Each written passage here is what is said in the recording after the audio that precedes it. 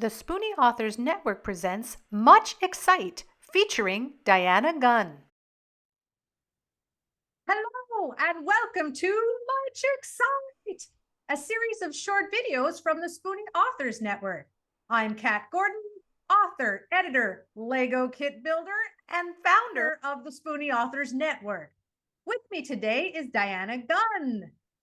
Dianna is a whole bunch of things: an SEO writer and a digital marketing specialist, the author of Moon Shadows Guardian and an upcoming Moon Shadows Champion.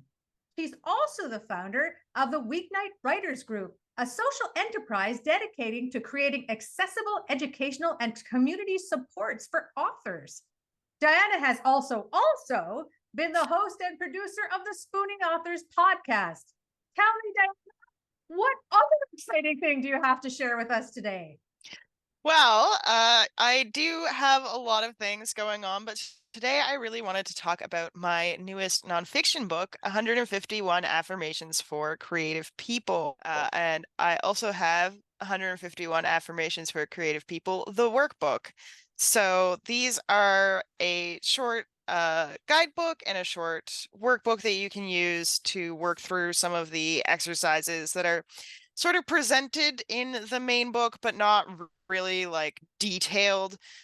So if you want to get really into the nitty gritty of everything and you want a more guided process, you can buy them as a set. And they are rooted in my own experience of learning to use affirmations as a healing tool and a tool for building confidence in myself and my creativity.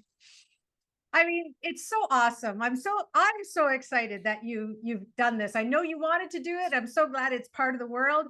Now, it's interesting. You touch on something in the book that really hit home for me, which is it's kind of sort of maybe perhaps hard to affirm yourself at times. Do you want to talk about that?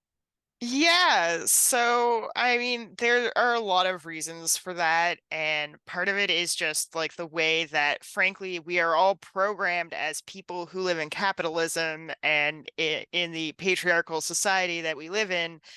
We are pretty much all of us programmed to hate ourselves, to think less of ourselves, to have low self-esteem because that's what makes us spend more money on absolutely meaningless junk.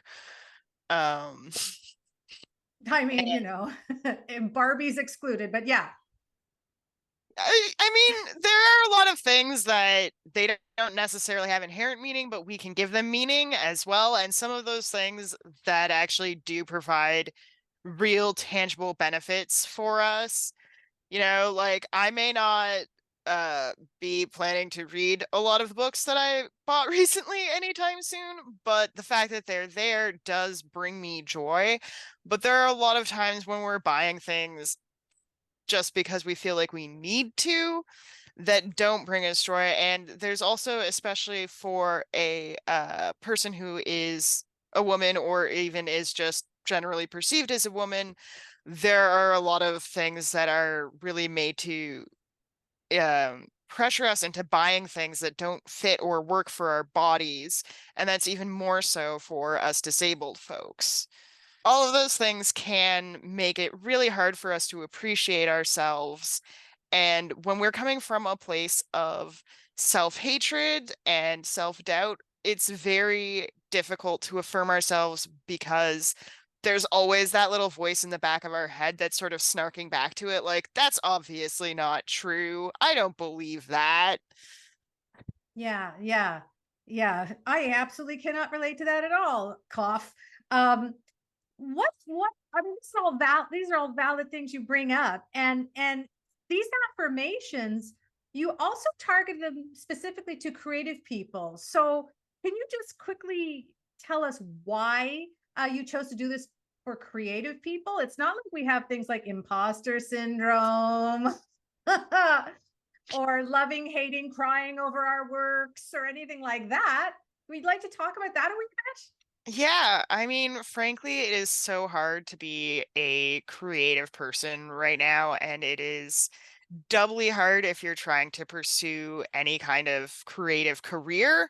Like, it's one thing if you're doing it as a hobby. Yes, there's probably still some level of imposter syndrome and self-doubt, but when you're trying to do it as a career, really a lot of these industries are built in a way that inherently is going to give you mental health problems.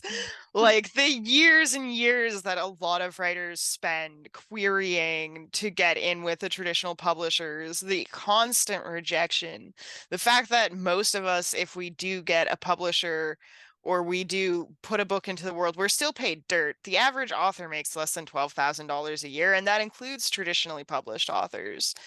Like the vast majority of us are spending hundreds and hundreds of hours and often hundreds and hundreds of dollars to create these things, and we're being paid dirt for them. And while I want to say that money isn't everything and you shouldn't base your self-worth on money, the reality is the society we live in encourages us to do exactly that. Yeah, yeah. So what do you want your people, your readers to gain from doing these affirmations? I mean, what is the goal for folks who pick up these books? It's really about building confidence and healing your relationship with yourself and finding a way to appreciate yourself. Thank you so much, Diana, for coming on today. And I look forward to bravely picking up my little pencil and going through these affirmations myself. Thank you for having me, and I really hope it helps. Thanks. Cheers. Cheers. You can find more Spoonie content on our website, SpoonieAuthorsNetwork.com.